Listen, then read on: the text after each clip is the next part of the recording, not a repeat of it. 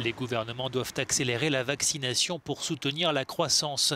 C'est la recommandation faite par l'OCDE qui publiait ce mardi ses dernières perspectives économiques plutôt encourageantes. L'institution a en effet revu nettement à la hausse ses prévisions pour l'économie mondiale.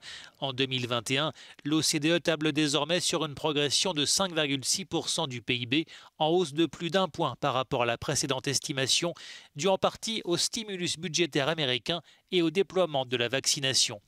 Pour la zone euro, la révision à la hausse est moins marquée, plus 3,9% contre 3,6% en décembre, après un recul de 6,8% du PIB européen en 2020. Pour Laurence Boone, chef économiste de l'OCDE, la rapidité de la reprise économique sera conditionnée à la vitesse de la vaccination. Alors la meilleure des politiques économiques aujourd'hui, c'est de vacciner plus et plus vite. Vous savez, si on est en guerre contre le virus, il faut se donner des moyens de guerre, de produire et de distribuer le vaccin.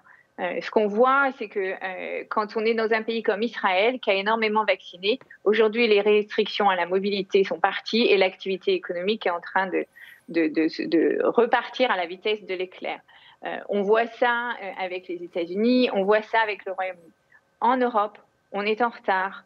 Non seulement on ne produit pas assez, mais en plus, même avec les doses qu'on a en Europe, on ne les utilise pas. Il faut absolument passer à une vitesse de guerre. Au 5 mars, près de 60% de la population israélienne avait reçu une dose de vaccin contre le Covid-19, contre moins de 10% pour l'Allemagne et la France, moins de 5% pour le Brésil. Ces fortes disparités sur la vaccination et la gestion générale de la pandémie inquiètent l'OCDE. Si on ne vaccine pas dans les pays émergents ou à faible revenu, le virus va continuer de sévir, on aura des frontières fermées et on aura des activités de tourisme qui ne fonctionneront toujours pas, de tourisme de loisirs ou de travail.